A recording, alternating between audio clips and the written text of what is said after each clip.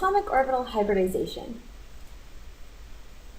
So our goals for this video is going to be to explain where hybrid orbitals come from, name those hybrid orbitals, and then be able to identify which orbitals are left over for each given type of hybridization. And then we'll go back and look at our atoms or molecules that we've been working with and determine the hybridization for all the central atoms. So a quick reminder here from last time. Remember, we're working with two different theories of bonding throughout this next few sections. We have valence bond theory, which includes this concept of hybridization that we're going to be talking about, where each atom has its own orbitals, and then those are going to be overlapping to form our bonds. And then later on, we'll move into MO theory, or molecular orbital theory, where atomic orbitals are combining to make molecular orbitals, and those molecular orbitals are what are forming our bonds. So let's summarize this hybridization concept first, and then we're going to walk through step by step by step to see what's going on here. So what we do here is we're going to combine our valence orbitals, our outside orbitals, SPs and Ds, to make new orbitals. So these are all the names of the orbitals. We'll go through each one in detail and how you get them, so don't be too overwhelmed by that. So real quickly though, sp orbitals are going to come from an s and a p orbital. That's where the name comes from. So we can go ahead and think about, well, if an sp comes from one s and one p orbital, where would an sp2 orbital come from? If you said from an s and two p orbitals, good job. So what about sp3 orbitals then? Yep, those come from 1s and 3p orbitals, and then so on. Now, each of these new orbitals, that's what gives us our VSEPR geometries. So the idea here is that the atomic orbitals that are already present are not in the correct geometries. They aren't spread out in a way that makes the bonding possible. And so instead, they get mixed together, and this mixing provides for them to separate themselves according to which geometries allow everything to be as far apart as possible. Now, any p orbitals that you didn't hybridize, so for instance, let's look at sp hybridization right here. These weren't you had two p orbitals that you didn't use, right? You used up one s. So for our sp, you used up one s and you used up one p. So we had two leftover p orbitals. Those are still exist. Those are still around, and we'll see that we can use those to make pi bonds. All right. Detail time. Atomic orbital hybridization, sp orbitals. So if we normally, for our valence shell, and I did put numbers here because which s's and which p's it would be would depend on which valence you're in. So we're going to take, and if we needed an sp hybridized atom, we would take one of our s's, well, our only s, we would take one of our p's, and we would combine those together. Now, when you combine these orbitals, what you end up getting is an orbital that's something in between the s and the p. So in this case, you're equally combining one s and one p, and so this energy level here, notice it goes up a little bit. And so the theme through both of these things, whenever you combine orbitals, you're going to get the same number of orbitals back. So here we have two orbitals being taken, and they're combined to make two new orbitals. Okay, so some things to notice. First of all, we combined two orbitals. We got two orbitals. We combine an s and a p orbital, and we get these new orbitals, and the name of these new orbitals are sp orbitals, okay? So if I ask you something later on, we'll get into the idea of asking about which orbitals are there. Just like if I asked you which orbital holds the electrons in a hydrogen atom, and you would say s, if I ask you about bonding, you would say these are sp orbitals. It's the name of the orbital. So sp is the name of the orbital, just like s and p were before, and just like p still is here. And then the last thing to notice the energy levels here. So of course these aren't exactly to scale, but they are moving around in a way that is logical. So this sp orbital, it's in between these two orbitals that were averaged to get this, or that were combined to get this. Now let's look at this in a slightly more visual way. So this is an energy level diagram showing you how these are combined to equal these. All right, now I want us to look at this in a slightly different way. I want us to see the pictures. So here we have an s orbital and all of our p orbitals. And I'm going to combine this in the way that is sp hybridized. So that means we're going to take our s orbital and we're going to take one of our p orbitals. So in this case, I took the blue one. And we're going to combine them together. And what we get is this new system. So our two p orbitals that we didn't touch, our pink and our green, those are still there. Now, our s's and our 1p, or one of our p orbitals, combine to make these two new orbitals designated in the purple and the blue.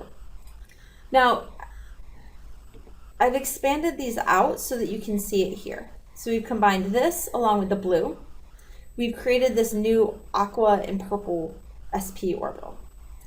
Now, some things to notice here. First of all, notice they don't look exactly like p orbitals. Yeah, they still have two lobes, but you get this sort of combination of what an s and a p would look like if they merged together. Now, the other thing to notice is notice the geometry here. They've formed in a way that has one sp orbital going this way and one sp orbital going that way at 180-degree angles from each other. The hybrid orbitals, those are made to form your sigma bonds. Those are made to form your connections between atoms. And so each one of these will form a connection with an atom. And that means that overall you'll have a linear geometry for this central atom, because this is bonding to one atom, this is bonding to an atom, and then we have our p orbitals that may not be doing anything, or they may be forming pi bonds. Let's do this now for sp2 hybridization. So same process. We'll start with the energy level diagrams. So here we have our s's and our p's, just like before. But now because we're doing sp2 hybridization, we need to take two p orbitals. So we combine those together, and since we started with three orbitals here, we started with one s's and two different p's, we're going to get three new orbitals. And since those came from an s and two p's, they're going to be called sp2. Now, some things to notice here, just like before. We combined three orbitals this time, and since we combined three orbitals, we get three new orbitals. The names of those new orbitals are called sp2 orbitals. sp2 is the name of the orbital. Just like before we talked about s orbitals and we talked about p orbitals, now we're talking about these orbitals which are named sp2 orbitals. Now, the energy of the sp2 orbital is between that of these. There is an averaging going on here. And since we now have an additional p in here as compared to when we did this last time with our sp hybridization, these will also be higher than the sp orbitals as well. Here we can look at the pictures again. So we have our one s's, and then we're going to combine it with two of these p orbitals. So when we go to do that, we're going to end up with our three sp2 orbitals, and then our one leftover p orbital that we're not going to touch. So I have this drawn out our two different ways, so that you can see it with the leftover p orbital, and you can also see it just expanded out on its own, since it's a little bit tough to see otherwise. So notice here, we took our blue and our green, we combined it with our s orbital, and we get three new orbitals. And these are going to arrange themselves evenly around the circle here. So each one of these is able to bond to another atom. They form our sigma bonds. Now, also notice what they look like. They look a little bit more like a p orbital now, right? They're a little more stretched out. They're a little bit more like a p orbital. And that's because there's been two p orbitals averaged in instead of just one. So this is what our sp2 orbitals look like. Now, you can kind of see that if each one of these is going to be bonded to an atom, and then our leftover p orbital will form our pi bonds, this can be a trigonal planar molecule. So this will be our trigonal planar molecule. All right, sp3. Start the same way as before.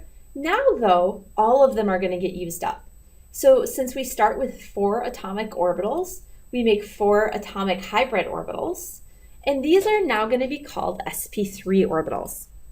So we started with 4, we get 4 new orbitals. They contain an s orbital along with the 3p orbitals averaged together, and so that gives us sp3 orbitals.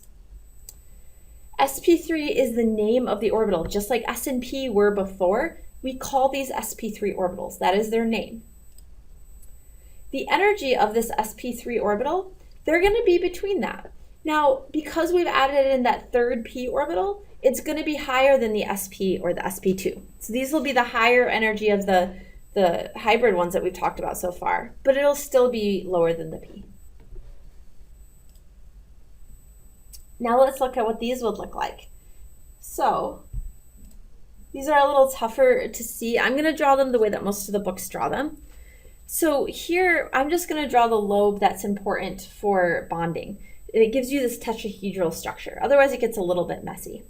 So here we have our 4 sp3 orbitals. These are going to be our most p-like orbitals. So we combine these together, and each one of these can form a bond. And so each one of these can form a bond to a new atom. Now, unfortunately here, I do want to point one thing out. I kind of ran out of colors that look differently. So these are all sp3 orbitals. Don't let the fact that these are very, very similar colors confuse you. They are different. Okay, so here we have our sp3 orbitals, and this gives us our sp3 orbitals, this gives us a tetrahedral geometry. All right, now that you've got the pattern, I'm going to just kind of skip ahead and put up the results of the other ones. It's the exact same pattern. We can start including the d orbitals as well. Now, this occurs when you have d orbitals in the valence shell, so third row and below. So same idea as before. You can imagine the energy levels at this point. You have that pattern down, where now if we needed 5, we could add in a d orbital. If we needed 6, we could add in 2 d orbitals. And this gives us our valence number of 5 and 6, where before we were only up to 4. So what does that mean? Well, our valence number of 5 is what gives us our trigonal bipyramidal shape. And our valence number 6 is our steric number 6 is what gives us our octahedral shape.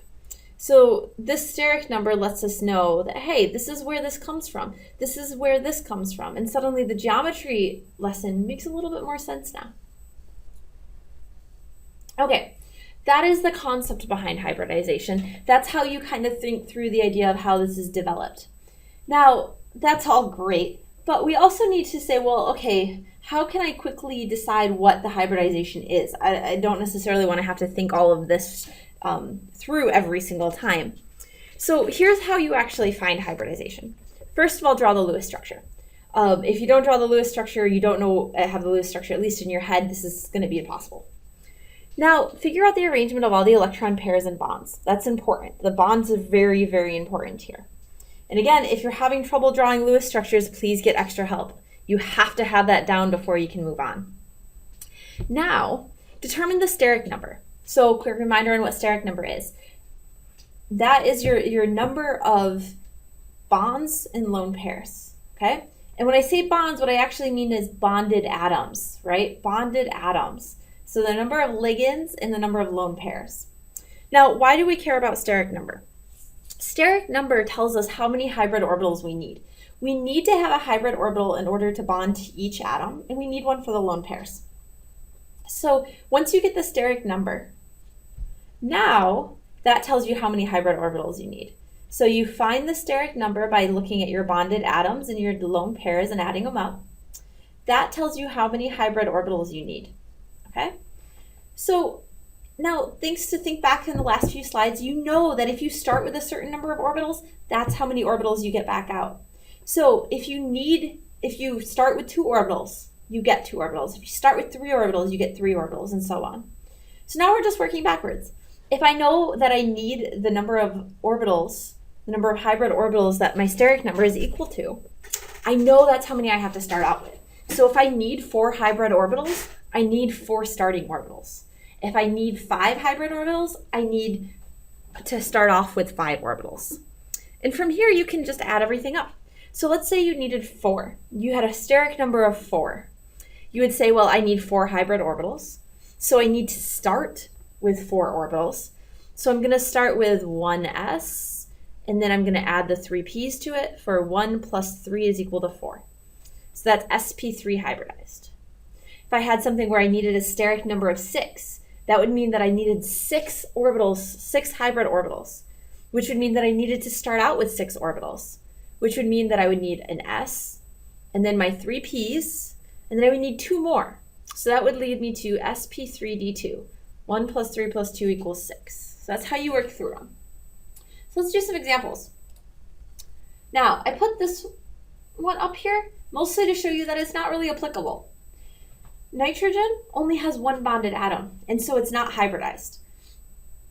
I know that I said you count your steric number, and here our steric number would be 2. But for the most part, when we're talking about atoms that are only bonded to one other atom, we don't need it to be hybridized, and so we'll just call it unhybridized. Now let's look at AlH3.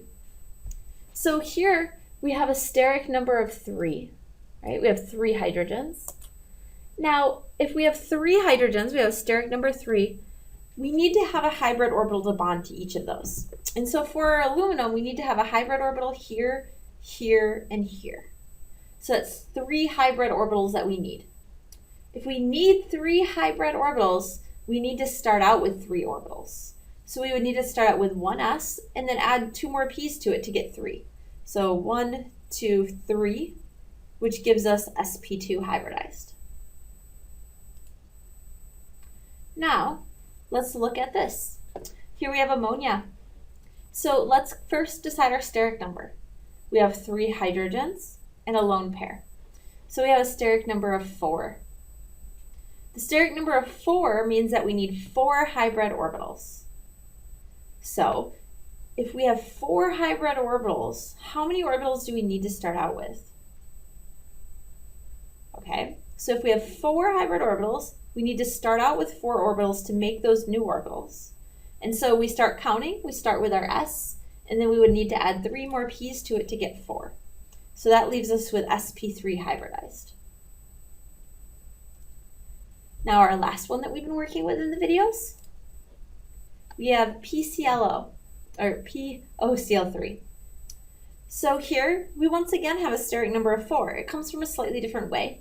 I want to remind you that even though there's a double bond here, it's still just one bonded atom, and so it's still just going to count as 1, 2, 3, 4, steric number 4. So if we have a steric number of 4, that means that we need to have 4 hybrid orbitals, which means that we need to start with 4 orbitals. And if we're going to start with 4 orbitals, that means we have to start with an s and then 3 p's, or sp3 hybridized. Okay, moving on. Steric number 6, because this one's kind of special, just because we do get to bring in the d orbitals, which is interesting.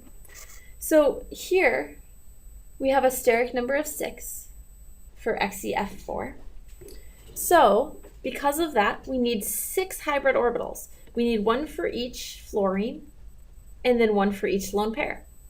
So since we need we have a steric number of 6, we need 6 hybrid orbitals. And so when we start counting up, our s's and our p's aren't enough. That only gives us 4.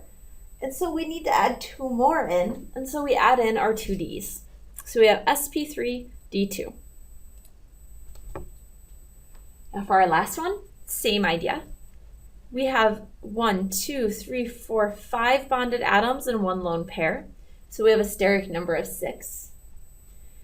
Because we have a steric number of 6, we need 6 hybrid orbitals, which means that when we count up all of our orbitals, we're going to have one of them will come from our s, 3 of them will come from our p, and we need 2 more, and so we'll have d2. And then our last one, similar idea. So something I wanted to bring up with this, with having the 3 of them all with the steric number 6, is when I was going through the geometries and I was showing you the geometries, notice those that I stated were the electron geometries. I had said that if you have that steric number of 6, you have an octahedral geometry. Those are electron geometries, right? We're counting in our electrons. For our molecular geometries, you would have to then think about where the electrons are and make sure that you write down the appropriate geometry for that. Okay, so now that we've went through this video, you should be able to explain where the hybrid orbitals come from. So what do I mean by that? I mean, if I say, how do you make an sp3 hybrid orbital? You should be able to say, oh, well, you combine an s and you combine 3 p orbitals and then you get an sp3 orbital. Or you get 4 of them, rather. Okay, from there you should also know all the hybrid orbitals, right? Now you know all these orbitals. They come from combining the other ones. So we can go from sp all the way up to sp3d2. sp3d2 is the highest that we go.